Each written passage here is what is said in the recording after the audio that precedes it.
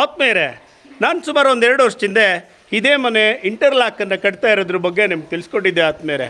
ಇವತ್ತು ಈ ಮನೆಗೆ ಬಂದಿದ್ದೇನೆ. ಇದು ಸೀರ್ಬಿಲ್ಲೆನಹಳ್ಳಿ ಅಂತ ಅಂದ್ಬಿಟ್ಟು ನಮ್ಮ ಕೆ.ಆರ್.ಪೇಟೆ ತಾಲೂಕಲ್ಲಿರೋದು, ಮಂಡ್ಯ ಜಿಲ್ಲೆ. ನಾವು ಎಲ್ಲ ನನಗೆ ಭಾಳಷ್ಟು ಜನ ಫೋನ್ ಮಾಡಿ ಕೇಳ್ತಾ ಇದ್ದರು, ಸರ್ ಈ ಇಟ್ಟಿಗೆಗಳು ಎಲ್ಲಿ ಸಿಗುತ್ತೆ ಸರ್, ಹೇಗೆ ಸರ್, ಇದ್ರ ಉಪಯೋಗ ಹೇಗೆ ಸರ್ ಅಂತ. 2 ವರ್ಷ ಆಗಿರೋ ಈ ಕಟ್ಟಿರೋ ಮನೆಯನ್ನು ನಾವು ಹಾಗೆ ಅವಲೋಕಿಸೋಣ. ನೋಡಿ ಆತ್ಮೀಯರೇ, ಈ ಇಂಟರ್ಲಾಕ್ ಇಟ್ಟಿಗೆನಲ್ಲಿ ಅಂದರೆ ಸಿಮೆಂಟನ್ನು ಬಹಳ ಕಡಿಮೆ ತಗೊಳ್ತಕ್ಕಂಥ ಇಟ್ಟಿಗೆ ಈ ಇಂಟರ್ಲಾಕ್ ಇಟ್ಟಿಗೆ. ಈ ಇಟ್ಟಿಗೆನಲ್ಲಿ ಮನೆಯನ್ನು ಕಟ್ಟಿದ್ದಾರೆ. ಯಾವುದೇ ಪ್ಲಾಸ್ಟಿಂಗನ್ನು ಮಾಡಿಲ್ಲ. ಪ್ಲಾಸ್ಟಿಂಗನ್ನು ಮಾಡದೇ ಇರೋದ್ರಿಂದ ಸಿಮೆಂಟು ಬಹಳ ಉಳಿತಾಯ ಆಗುತ್ತೆ.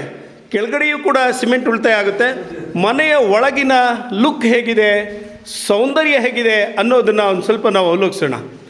ಒಂದು ರೀತಿ ತಂಪಾಗಿರುತ್ತೆ. ಯಾಕೆಂದರೆ ಮಣ್ಣಿನಲ್ಲಿ ಮಾಡಿರುವ ಇಟ್ಟಿಗೆ ಆಗಿರೋದ್ರಿಂದ ಇದು ತಂಪು ಅನ್ನೋದ್ರಲ್ಲಿ 2 ಮಾತಿಲ್ಲ, ಅದಂತೂ ಸತ್ಯ. RCC ಮನೆಗಳಿಗೆ ಹೋಲಿಸಿದಾಗ ನೋಡಿ, ಇದನ್ನು ಕೂಡ RCC ಮಾಡಿದ್ದಾರೆ. ಹಾಗಾಗಿ ಈ ಒಂದು ತಂಪು ಕೂಡ ನಮಗಿಲ್ಲಿ ಸಿಗುತ್ತೆ. ಮೇಲ್ಗಡೆ RCC ಎಷ್ಟೇ ಬಿಸಿಲಿದ್ರು ಕೂಡ ಗೋಡೆಯ ಮಣ್ಣಿನ ತಂಪು ಕಂಪಾಗಿದೆ ಅನ್ನೋದ್ರಲ್ಲಿ 2 ಮಾತಿಲ್ಲ ಆತ್ಮೀಯರೇ. ಬಹಳ ಅದ್ಭುತವಾಗಿ ನಮಗೆ ಈ ಮನೆ ಓನರ್ ಇಲ್ಲ, ಎಷ್ಟು ಖರ್ಚು ಬೀಳ್ತು ಅಂತ ಅಂದ್ಬಿಟ್ಟೆಲ್ಲ ನಾವು ಇಲ್ಲಿ ಕೇಳ್ಬೋದಾಗಿತ್ತು. ಹಾಗೆ ನನ್ನ ಸ್ನೇಹಿತರು ಜಯರಾಮಣ್ಣ, ಮಂಜು, ಹಾಗೆ ಬೆಡದಳಿ ಮಂಜು, ಹೀಗೆ ನಾವು 3 ಜನರು ಕೂಡ ಬಂದಿದ್ದೇವೆ. ಎಲ್ಲ ಶಿಕ್ಷಕರಾಗಿದ್ದೇವೆ. ಈ ಇಂಟರ್ಲಾಕ್ ಈ ರೀತಿ ಮನೆ ಕಟ್ಟೋದ್ರಿಂದ ಅನುಕೂಲ ಏನು, ಅನಾನುಕೂಲ ಏನು ಅನ್ನೋದು ಕೂಡ ನಾವು ಒಂದಷ್ಟು ಮನಸ್ಸಲ್ಲಿ ಯೋಚನೆ ಮಾಡಬೇಕಾಗುತ್ತೆ. ಒಂದು 35% ದುಡ್ಡು ಉಳಿತಾಯ ಆಗುತ್ತೆ ಅನ್ನೋದು ಎಷ್ಟು ಸತ್ಯನೋ, ಹಾಗೆ ಅದರ ತಂಪು ಕೂಡ ಇದೆ ಅನ್ನೋದು ಕೂಡ ಅಷ್ಟೇ ಸತ್ಯ ಇದೆ. ಸ್ವಲ್ಪ ನಮಗೆ ಒಂದು ಚದರವನ್ನು ಕಟ್ಟೋದಕ್ಕೆ 1 ಲಕ್ಷ ಸಾಕು ಅನ್ನುವುದು ಕೆಲವರ ಅಭಿಪ್ರಾಯ. ಆದರೆ ಪಿಲ್ಲರಲ್ಲಿ ಕಬ್ಬಿಣವನ್ನು ಬಳಸಿ ನಾವು ಪಿಲ್ಲರ್ ಮಾಡಬೇಕು ಅಂದಾಗ, ಸ್ವಲ್ಪ ನಮಗೆ ಕಬ್ಬಿಣದ RCCಯನ್ನು ಮಾಡಬೇಕು ಅಂದಾಗ ಕಬ್ಬಿಣದ ಬಳಕೆ ಸ್ವಲ್ಪ ಹೆಚ್ಚಾಗಿ ಬೇಕಾಗುತ್ತೆ. ನೋಡೋಣ ಆತ್ಮೀಯರೇ, ಬಹಳ ಸುಂದರವಾಗಿರ್ತಕ್ಕಂತಹ ಈ ಮನೆ.